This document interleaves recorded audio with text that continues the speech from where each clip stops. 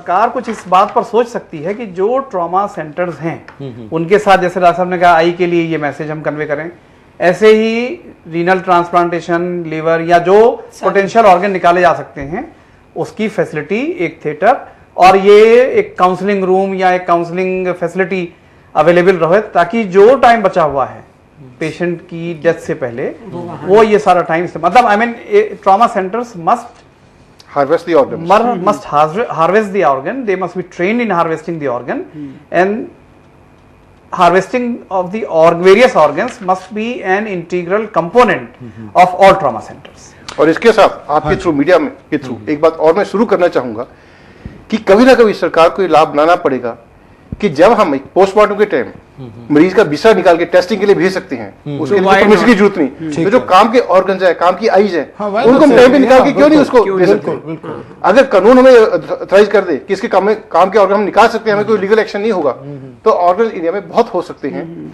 और अगर आप मीडिया के थ्रू आज इसको इनिशिएट करेंगे तो हो सकता है आने वाले 5 या 10 साल में कोई ऐसा कानून आ जाए। बिल्कुल आई में तो मीडिया के थ्रू भी हो सकता है। डॉक्टर गुप्ता, एक चीज मैं और चाहूंगा, आप थोड़ा सा और हमारे दर्शकों को एजुकेट कीजिए कि डोनर कार्ड क्या होता है, प्रोसीजर क्या है, सिस्टम क्या है, क्योंकि कई जगह देखा जाता है कि भाई मैंने डोनर कार्ड साइन कर दिया, लेकिन जब आफ्टर माय डेथ मतलब मेरे रिलेटिव्स तैयार नहीं है डोनेट, क्योंकि they are so emotionally attached, तो वहां क्या लीगल हैसल्स हैं, क्या है, what is the system? Donor card का मतलब है कि मैंने अपनी जिंदगी के दौरान अपनी एक विश की है कि मैं ये काम करना चाहता हूँ, मैं अपनी आई डोनेशन करना चाहता हूँ मृत्यु के बाद, ये मैं अपनी बॉडी डोनेशन मृत्यु के बाद करना चाहता हूँ।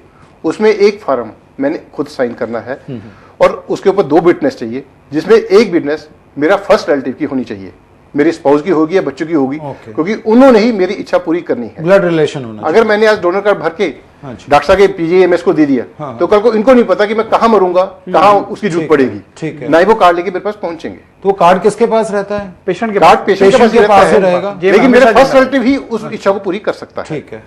और दूसरा, उस डोनर कार्ड का सिर्फ फायदा ये है कि मेरे रिलेटिव को पता है इसकी इच्छा थी कि इसकी अंतिम इच्छा पूरी करी जाओ, तो वो अपनी तरफ से पूरी कोशिश करेंगे मेरी बॉडी या आइज को डोनेशन करके वो इच्छा पूरी करने के लिए। ठीक है जी।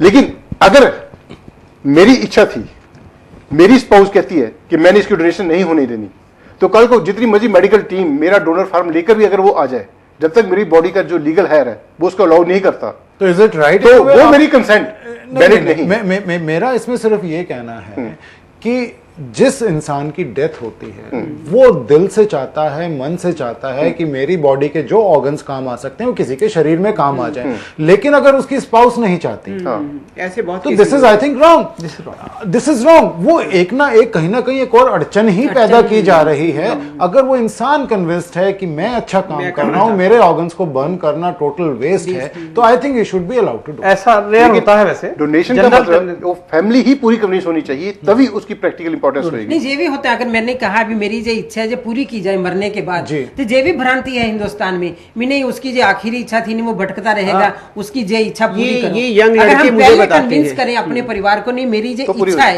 ये जरूर पूरी होनी चाहिए, फिर वो करते हैं उस बात को। ये डोनर कार्ड मिलेगा ही तब जब आपका रिलेटिव उस पर साइन करे। अच्छा, नहीं तो इशू नहीं। अब यह है कि डोनर कार्ड मिल गया आपको, लेकिन 11th आवर पर आपकी वाइफ को यह मैंने नहीं देना है, फिर despite donor card donation is not, कोई फायदा नहीं है। ऐसा बड़ा रेयर होता है। जनरल रिलेशंस की ये टेंडेंसी होती है भाई, इनकी आखिरी इच्छा। ये ऐसा इंडिया में ही है क्या generally all over the world? एक और एग्जांपल मैं देता हूं। हाँ जी, हमारी प्राइम मिनिस्टर श्रीमती इंदिरा गांधी ने आई डोनेशन की हुई थी, उनका donor form Times Eye Research Foundation के पास था। मिस्टर एथरी वो फार्म लेकर उनकी बॉडी लीगल हाउस पास गए हैं, लेकिन लीगल प्रॉब्लम के कारण वो आई डोनेशन नहीं हो सकी। अगर हेड ऑफ द कंट्री का ये हाल है तो आम इंसान का क्या होगा? बिल्कुल बिल्कुल। एक और बड़ा चौंकाने वाला आंकड़ा मेरे पास है कि जो डोनेशन का हम जहाँ तक देते हैं, बिकॉज क्योंकि डोनर्स आगे नहीं आते हैं, इसमें एशिया में बहुत बुरा हाल है, और इंडिया पे अगर हम नजर डालें तो सिचुएशन इज वेरी बैड। मतलब 5 साल का मेरे पास आंकड़ा है 2000 से 2005 तक, 2 to 3 मिलियन डेथ्स डॉक्टर साहब इंडिया में due to lack of donors होती हैं। अच्छा, साउथ कोरिया में वहीं 1772 डेथ्स हैं। थाईलैंड में the situation is very good, only 320 people died during those. Thailand का मेरे पास 4 साल का आंकड़ा है। तो कहने का मतलब ये है जो ऑर्गन डोनेशन अगर हम रेशियो देखें एक पर million In India it is 0.05. Very low. Hong Kong it is 5 and in USA it is 25.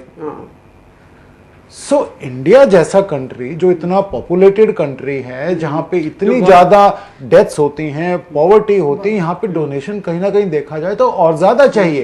And since our economy is coming up, लोगों के पास पैसा भी है, सब कुछ है, लेकिन उसके साथ प्रॉब्लम क्या है? लाइफस्टाइल चेंज हो रहा है. लाइफस्टाइल के साथ चेंज होने के साथ लाइफ एक्सपेक्टेंसी जो है वो बढ़ रही है. वो मेडिकल फैसिलिटीज इंप्रूव होने के साथ लाइफ एक्सपेक्टेंसी बढ़ गई, लेकिन लाइफ स्टाइल चेंज होने के साथ it is putting more pressure on organs. जो फेलियर रेट ज्यादा हो रखा है. पर यहाँ जो कम का कारण है ना, वो कारण है कि हमारे धर्म की व्याख्या जो गलत है कि अंतिम संस्कार ऐसे हो, कपाल भारती होना, वो सिर में डंडा मार के उसको अलग करना बहुत जरूरी है, वो बेटा ही करेगा, अगर उसको जलाया नहीं गया तो पता नहीं वो भूती बन जाएगा, जो मैडम ने जैसा कि कहा. ये कारण जो दान कम हो रहा है ऑर्गन्स का, वो इंडिया में कारण ये है. और यूएसए में जो नंबर ज्यादा है उसका कारण ये कि लोग वहाँ अवेयर्ड हैं और वहाँ पर वैसे भी इलेक्ट्रिक उससे जलाया जाता है, और कई बार तो घर के लोग वहाँ पर होते भी नहीं है. वहाँ पर वो कहते हैं जब मर गया तो उसके बाद संबंध खत्म, उसके बाद कुछ नहीं, उस बॉडी को कुछ भी करो. तो हमारे यहाँ उस बॉडी के साथ हम तब तक जुड़े रहते हैं, इवन 13वीं तक हम जुड़े रहते हैं कि नहीं, इवन फूल भी गंगा में लेके जाते हैं तो वहां भी पूरे उससे, और उसको बिल्कुल कालजे के साथ लगा के रखते हैं. मतलब एक हमारे यहाँ जो परंपराएं हैं वो काफी हद तक इस चीज के अड़चन आती है. एक और छोटी सी प्रॉब्लम है, आपने बॉडी डोनेट करती, आपको डेथ सर्टिफिकेट कौन सी कमेटी देगी, कहां से देगी, ये प्रैक्टिकल बड़ी प्रॉब्लम आती है. तो कहीं ना कहीं देखा जाए तो इसको सिंप्लीफाई सारे सिस्टम को कहीं देखा जाए तो हमारे रिलीजियस बिलीव्स, सोशल टैबूज, हमारा एजुकेशन लेवल, और अगर हम हॉस्पिटल में जाते हैं तो वहाँ की पैथेटिक कंडीशंस, वहाँ का इंफ्रास्ट्रक्चर, और अगर उसके बाद हम आते हैं लीगल एस्पेक्ट पे तो legal laws, I mean everything is against donation. No wonder people don't come forward. आपने पॉइंट किया वो फिगर्स पर, तो फिगर्स पे बताऊं आपको, as per one published Indian report, क्योंकि मैं सॉलिड ऑर्गन के बारे में बात कर सकता हूं, एक साल में 1 लाख लोग क्रॉनिक रीनल फेलियर से सफर कर रहे हैं. Every year 1 lakh people are added this, meaning thereby they require kidney transplant. और ट्रांसप्लांटेशन हो कितने रहे हैं? 4000 से. तो आप कह रहे थे ना इतने मिलियन की ऑर्डर, वो मार नंबर 1. दूसरी बात ये, जब डोनेशन की जो पैटर्न है इंडिया में, स्टडी करी हुई है किसी ग्रुप रिसर्चर ने, उसने निकाल के देखा कि जब रिश्तेदारी में डोनेशन की बात आती है, generally it is mother first who gives the donation, wife followed by sister, okay, followed by brother, not even wife. अच्छा, इवन वाइफ. ये उस पब्लिश रिपोर्ट की डाटा है कि the pattern of donation is mother followed by sister followed by brother. Females are always ahead of in these. इसमें शायद कारण मैं ये भी ढूंढूंगी जो एज ए सोशल साइंटिस्ट कि फीमेल्स को यहाँ इंपॉर्टेंस कम दी जाती है, या ये सोचा जाता है कि अगर फीमेल मर भी गई तो कोई फर्क नहीं पड़ेगा, मतलब जो अर्नर है, ब्रेड अर्नर है, वो जिंदा रहना बहुत जरूरी है. इसलिए पहले मदर आ रही है, फिर सिस्टर आगे आ रही है, और कुछ हालात में मैंने मतलब वाइफ को. लेकिन अंजना जी, ऑर्गन इज एन ऑर्गन. नहीं, ऑर्गन इज ऑर्गन, पर आप देखिए सोशल वैल्यूज. मैं मेडिकल में वे भी कह रहा हूँ, या ये होता है कि वाइफ बीमार है जी, उसका हस्बैंड कहता है मैं डोनेशन कर दूं, उसकी माँ मतलब बीमार की सास कहेगी भैया तो उसको मरने दे, उससे कम पैसों में तो नहीं जनानी मिल जाएगी.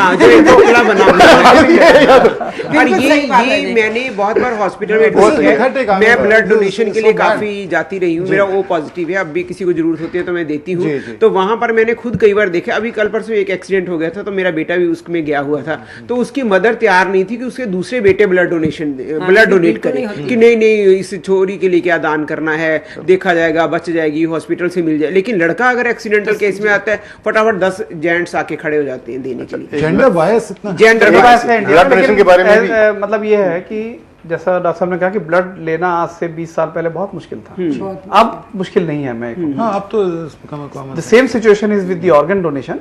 Of course the speed is slow, लेकिन जो आप ऑफर कर रहे हैं ये सब ये मीडिया से, इस तरह की चर्चाओं से, एनजीओ के इन्वॉल्वमेंट से, और जैसा कहा जो फर्स्ट लेवल का डॉक्टर ट्रीटिंग है उनके इंटरेक्शन से और कंटिन्यूअस परसिवरेंस से मैं समझता हूँ कि ये और इम्प्रूव करेगा. अभी जो एक अंजना ये बात की ब्लड डोनेशन की, हाँ जी, हमें 30 साल पहले की हौजाओं की बात सुनाते हैं. हाँ जी, बाढ़ में मरीज दाखिल है, उसके 20-30 अटेंडेंट है जो कि हमारे कहने के बावजूद बाहर से नहीं जाते हैं. हम कहते हैं इसको ब्लड चाहिए 2 बॉटल, 10 मिनट में सारा बाढ़ खाली हो जाता था. एक मैं डॉक्टर साहब, मैं कुछ अंजना मैम, उषा मैम, मैं कुछ मिथ्स हैं, टिपिकल मिथ्स हैं, सोशल टबूज हैं, मैं उन पे थोड़ी रोशनी डालना चाहूँगा and I would like quick explanations from you on those points. Normally ये माना जाता है डॉक्टर साहब कि doctors will not try to save me. अगर डॉक्टर को पता चल गया कि भाई मैं एक डोनर हूं, मैंने अपना डोनर कार्ड साइन किया हुआ है, मैंने ऑर्गन्स डोनेट करने हैं, तो डॉक्टर मुझे कोशिश ही नहीं करेगा बचाने की। क्यों नहीं करेगा? जनरली माना जाता है कोई वेस्टेड इंटरेस्ट है, probably those organs will be sold off, वो उनको बेच दिया जाएगा, तो वो डोनेट ही नहीं करता। इसके बारे में कहां तक सच्चाई है, कहां क्या है? ये बिल्कुल ये मिथ है, इसमें कोई सच्चाई नहीं। मैं ये इसको मतलब फोर्सफुली कहना चाहता हूं कि इस आपके माध्यम से कि जिन लोगों के अंदर इस तरह की फीलिंग है या ये टैबू रखते हैं अपने साथ, जी प्लीज इसको हटा दें, क्योंकि ये ऑर्गन डोनेशन के प्रोग्राम में या ट्रांसप्लांटेशन के प्रोग्राम में सबसे बड़ी अड़चन है। It's a myth. लेकिन फैक्ट ये भी तो है ना डॉक्टर साहब कि किडनी को लेकर जहां तक है, क्योंकि सबसे ज्यादा रिक्वायरमेंट रहती है, इतने केसेस होते हैं, ये बेची और खरीदी जाती हैं, तो उन किडनीज को निकालने वाला भी डॉक्टर है और रेसिपिएंट के बॉडी में लगाने वाला भी डॉक्टर है। मैं आपकी बात से एग्री करता हूं कि 5-7 साल पहले या 10 साल पहले ये ज्यादा था, लेकिन लेजिस्लेशन जब जिस तरह का आ गया है, it's not all that easy. और उसके साथ मुझे लगता है वो तो अभी भी हो रहा होगा, लेकिन लोगों ने जो जेन्युइन केस है वो नहीं हो पा रहे कि लीगलाइजेशन इतना टफ हो गया कि आम बंदा उसको ऑर्गन प्रोक्योरमेंट डिफिकल्ट हो गया। अच्छा, दूसरी बात जो मैं कह रहा था, जैसे वो हम कवर कर ही चुके हैं, ब्रेन डेथ वाली, जो लोगों में अवेयरनेस नहीं है इतनी, और वो ये ब्रेन डेथ हो गया है, हाँ, तो सर्टिफाइड है, तो मैं समझता हूं कि पब्लिक को आना चाहिए आगे कि भाई अपने मन को सांत्वना देकर के कि आप इसके रूप में किसी और को देखोगे। अच्छा डॉक्टर गुप्ता, ये क्या सच है? एक और मिथ है जो कि मैं तो बहुत बुजुर्ग हो गया हूँ, बूढ़ा हो गया हूँ, मेरे ऑर्गन्स अब किसी काम के ही नहीं हैं, किसी के काम आ नहीं सकते। कहां तक इसमें सच्चाई है? ये बिल्कुल गलत है। कोई भी आदमी, कोई भी बीमारी उसको है, कोई भी एज है, उसके कुछ ना कुछ ऑर्गन तो किसी न किसी के तो काम आएंगे जी। चाहे वो उसकी ट्रीटमेंट के लिए काम आए, चाहे थेरेप्यूटिक पर्पस के लिए काम आए,